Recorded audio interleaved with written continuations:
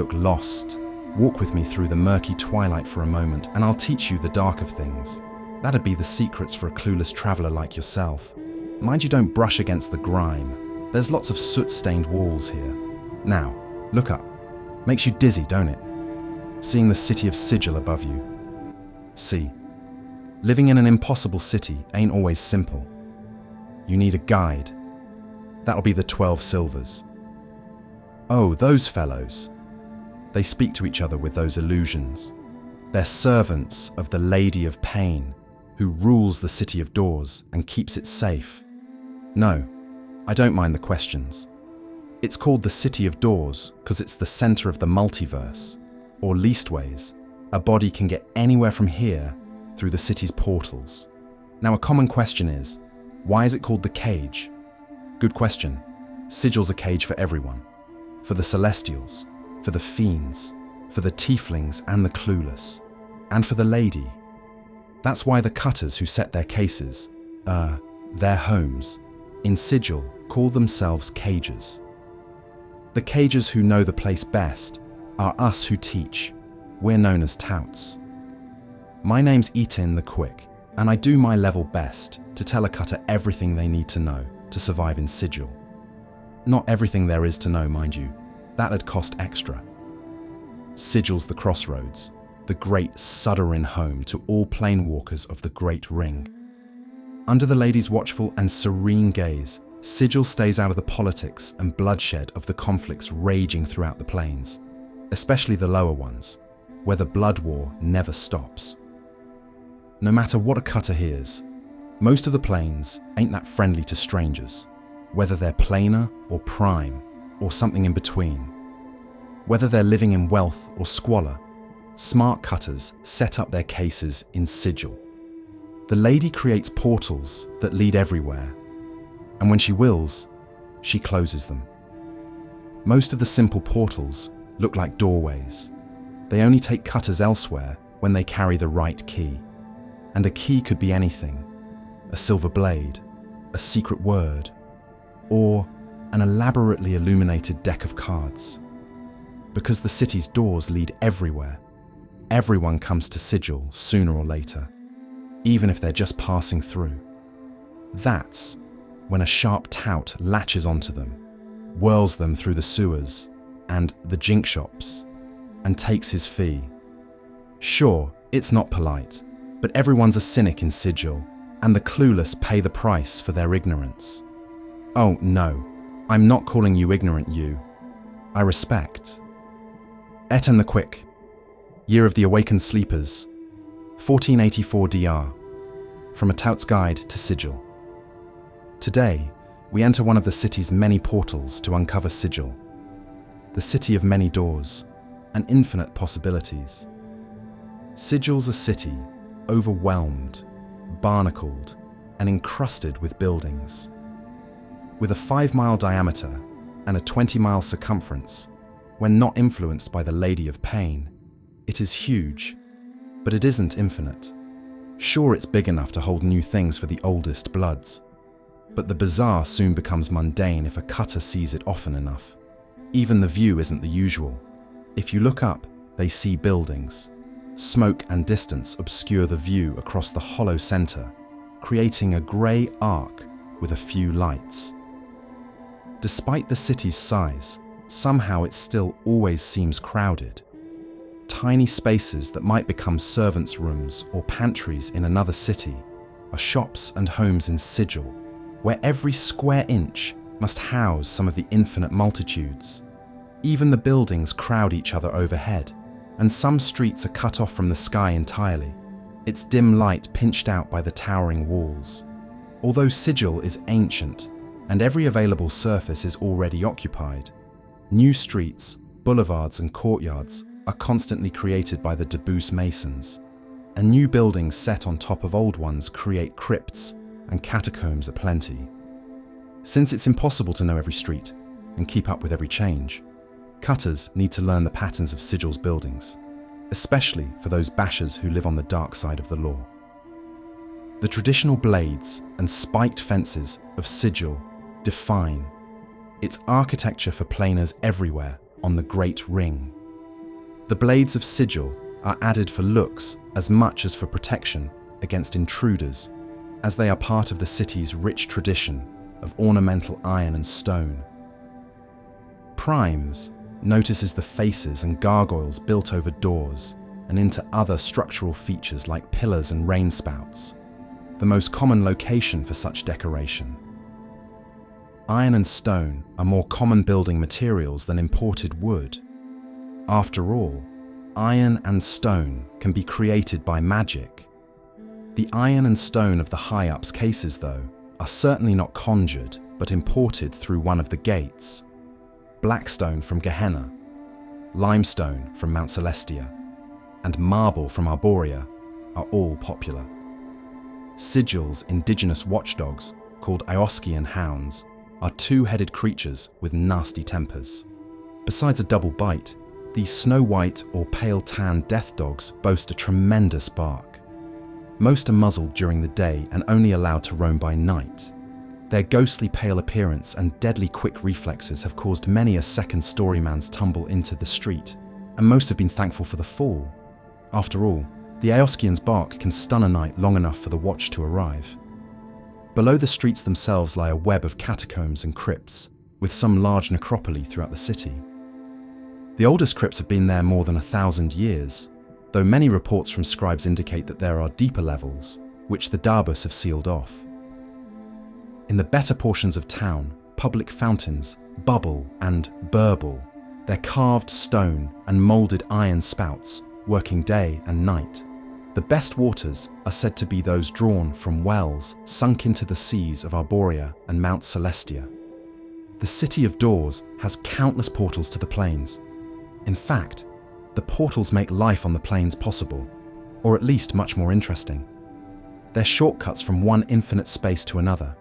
Traveling planers would be futile without them, so mastering the types of portals and keys that open them is important for any cager. Like all important things, portals follow the rule of threes. The three forms are permanent portals, temporary portals, and shifting portals. Each form's got its own rules and habits, but all are under the lady's power. Permanent portals tend to cluster or concentrate around the faction headquarters. In fact, many headquarters are actually built around portals to the faction's plane of major influence. For instance, the Abyss and its countless portals also have some interaction with the stairs of the Infinite Staircase.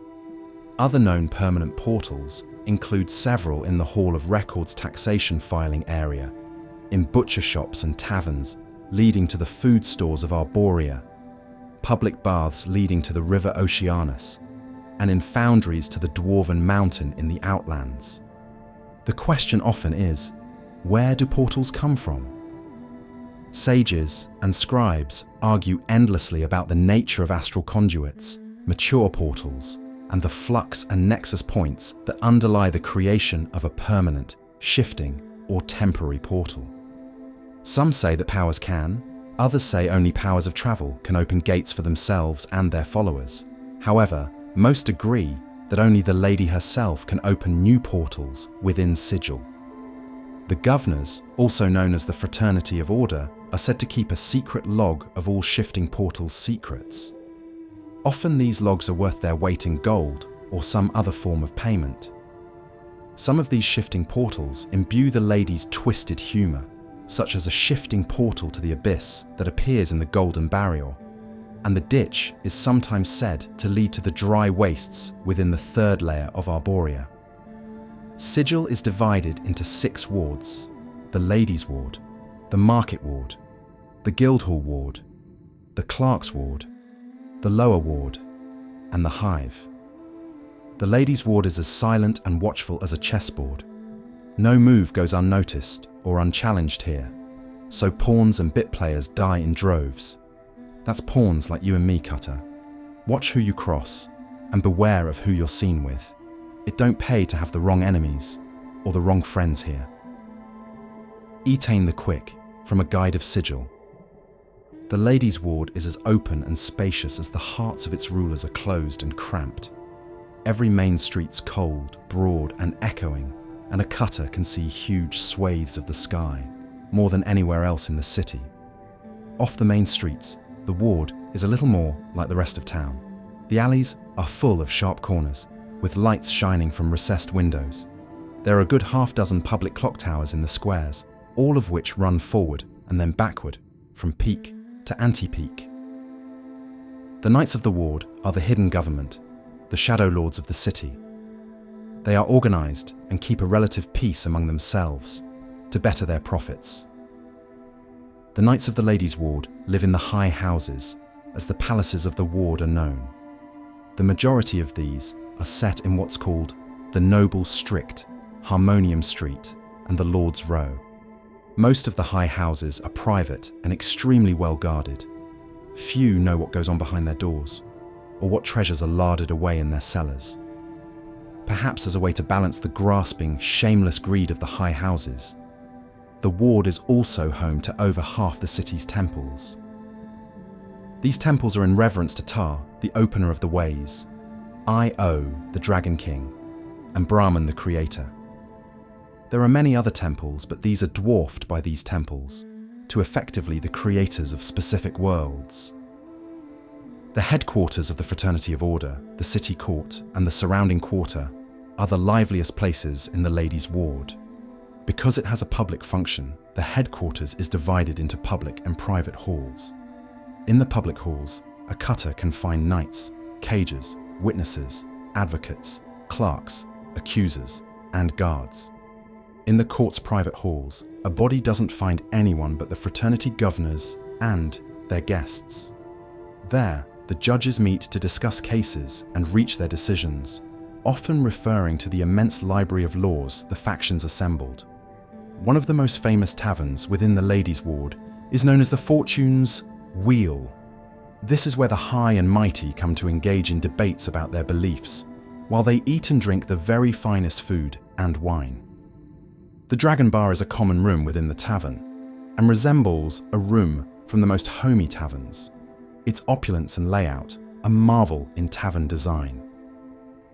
The Dragon's Bar is named after an enormous carved dragon's head that arches over the bar's mirror and descends to the corner of the bar itself.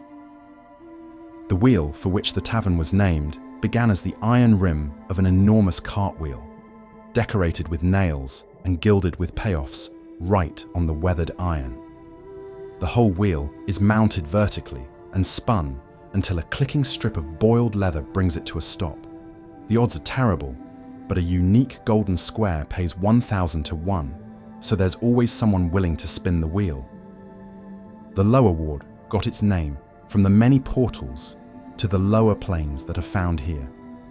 These doorways have changed the place, so there is more smoke, steam, and cinders in the air than there should be. The lower ward is the source of the foul industrial smogs that sometimes choke the city, brownish yellow blankets of stinging sulphurous gas that cling to the air and linger as a stench in clothes for days afterward. The Great Foundry is the center of the ward. All around it huddle lightless warehouses, smoky mills, ringing forges, and a host of other small workshops. Folks in the lower ward are secretive and stubborn. Most of the craftsmen feel like they have got some sort of trade secret, and they are always weary of strangers. The foundry belches smoke and steam, and by night the district's lit by its fires. Products of the foundry include petty metal goods needed by everyone throughout Sigil and beyond. The ditch is sometimes said to define one edge of the hive and the lower ward. The ditch is Sigil's only large body of water, a foul and reeking morass where corpses seem to sprout overnight. Its waters are corrosive, and most bodies become unrecognizable within hours of being dumped. In some ways, the ditch resembles more the idea of a river than an actual river. It ices over. Sometimes it runs green and quick, but usually it is still, brown, and sluggish. The river Oceanus cleans out the ditch from time to time. These rare occasions are cause for celebration among the poor folk of the lower ward. The Hands of Time shop is an amazing shop whereby a piece of Mechanus was somehow brought to the heart of Sigil. Entire sections of it rotate and move, with sliding floor sections, crude and elevating platforms, and doors that open and shut by invisible hands. The Hands of Time is a collaboration of like-minded Asimon, Modrons, prime gnomes, and dwarves, all devoted to making better compasses, steam toys, timekeeping devices, and other obscure but durable technologies. The Clerk's Ward, the embodiment of Sigil's bureaucracy and a beacon of cultural harmony, nestled between the Market, Guildhall wards, and the Hive Ward. It couldn't be more different from its neighbours. The streets are diligently patrolled, dutifully maintained. Conflict is discouraged, and if a body was to pick just one word to describe the ethos of the Clerk's Ward, it'd be order. The Clerk's Ward takes pride in its progressive policies regarding capital punishment and free enterprise. While these are strictly speaking a function of the court in the Ladies' Ward, the Clerk's Ward prides itself on having been instrumental in their implementation. There is little trouble in navigating the ward, assuming you stay on the main streets. The number of light boys available in this ward make it tough to mug anyone on Crystal Dew Lane, the ward's principal thoroughfare. Hull Road and T Street, while not as well lit as the main drag, bustle with friendly cutters, more than willing to steer a body in the right direction. Craftsmen, clerks, and other commoners gravitate to the Workers' District, a neighbourhood of boxy cottages and austere tenements.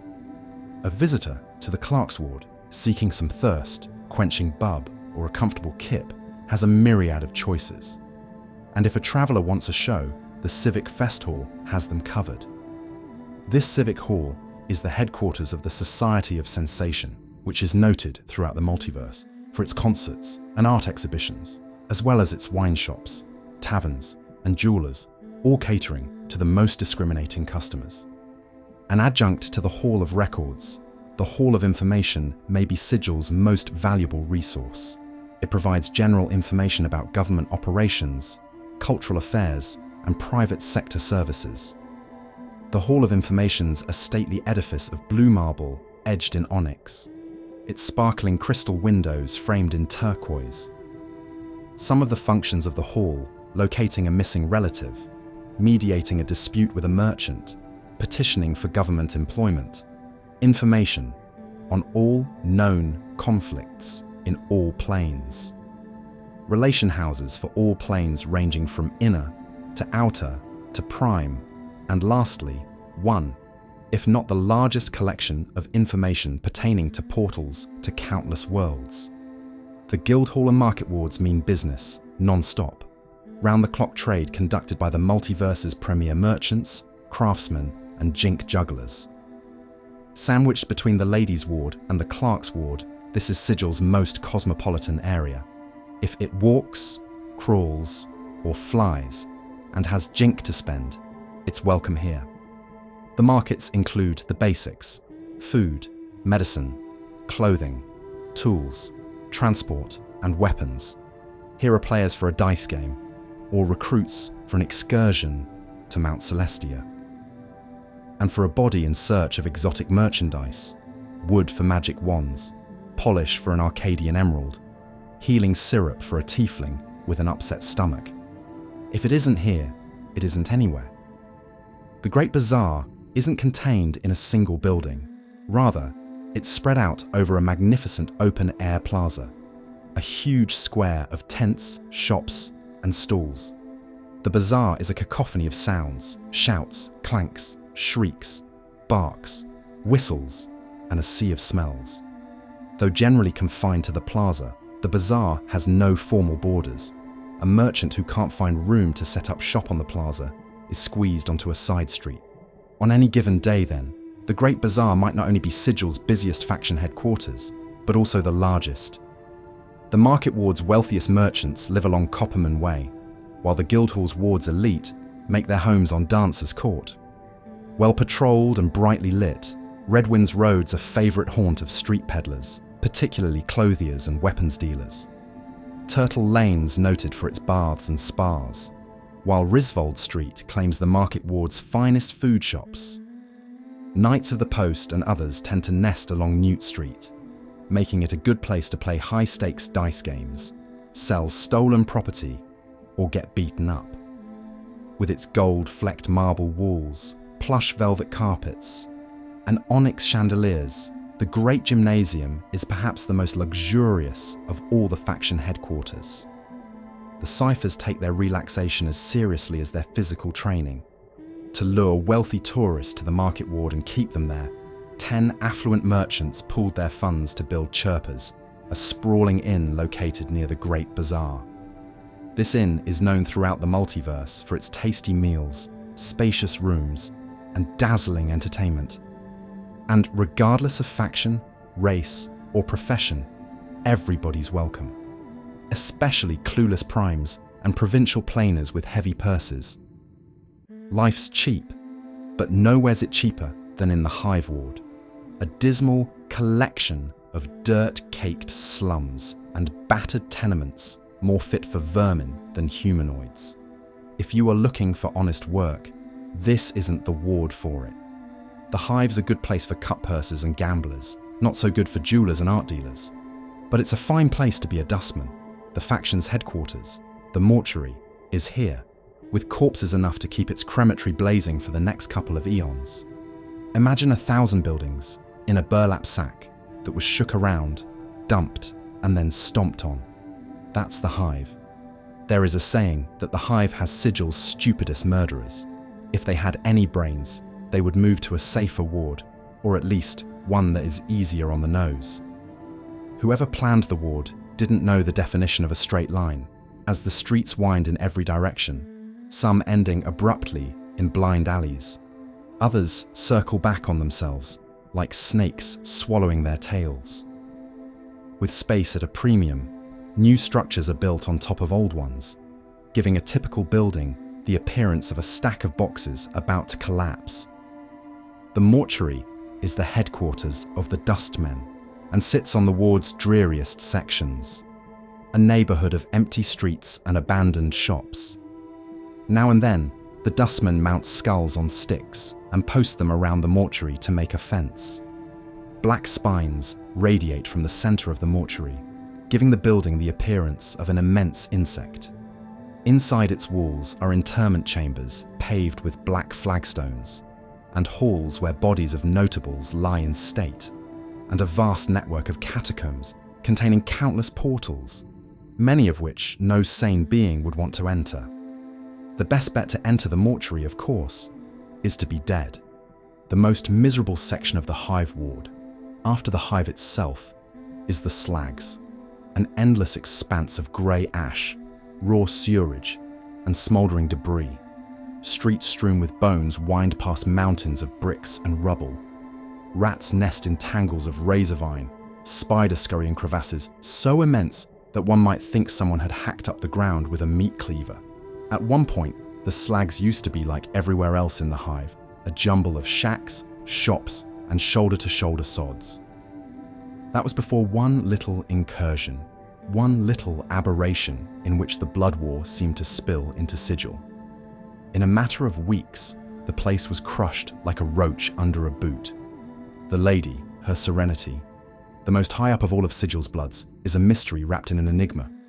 She never speaks, yet her will is plain to the Debus without a sound.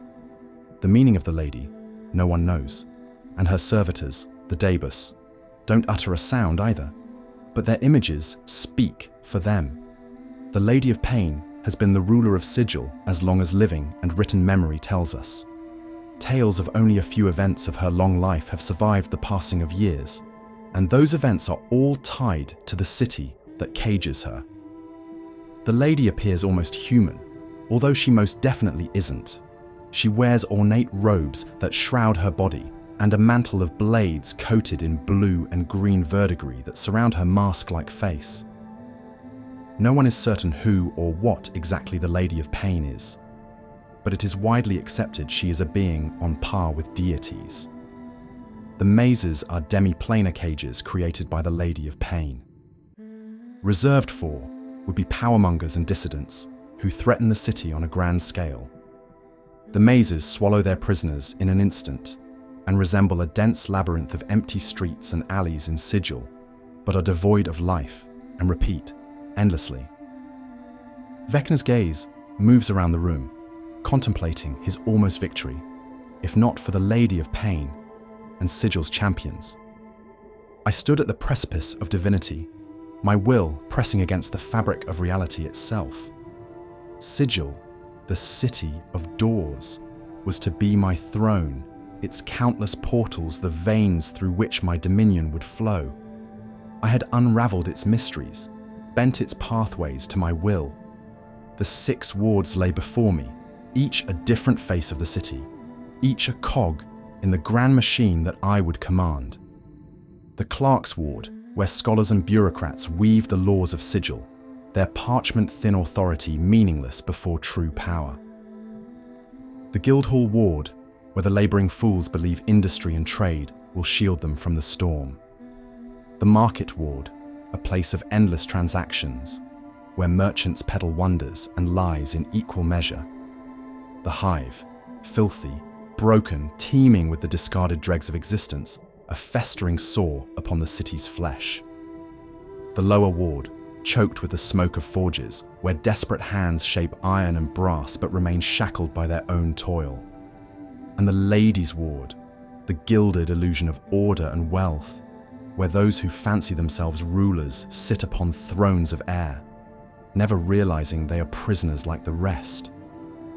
Through the city's infinite doorways, I would have stretched my hand to every plane, reshaping the cosmos in my image. What is a god, if not the one who decides which paths remain open and which are sealed forever? I would have stood at the center of creation itself, Sigil's endless doors, a conduit for my will. It should have been mine. But Sigil is not a city to be claimed. It is a paradox of control and chaos, a lesson in power's limits. Its walls do not care for gods. Its streets do not whisper allegiance. And its ruler, she does not grant mercy. I felt her then, the Lady of Pain, silent and immutable, the void within which ambition crumbles. She did not speak, for she never does. She did not lift a blade, nor summon her mazes. And yet, my dominion fractured, my essence unmade, my hand torn from the throat of fate itself. I, who had defied death, who had rewritten my own existence, who had walked the strands of time itself, was cast out like a beggar at the city gates. And so I fell, stripped of my prize, my plans shattered. And yet in that moment, I understood. Sigil is not meant to be ruled. It is not a fortress to be taken, nor a kingdom to be claimed. It is a labyrinth of choices, a place where even the mightiest are but wanderers. It is the great lesson that all who grasp for eternity must learn. No prison is as perfect as one without walls. No chain is stronger than the illusion of freedom. And perhaps, in the end, even gods are merely prisoners, searching for the right door.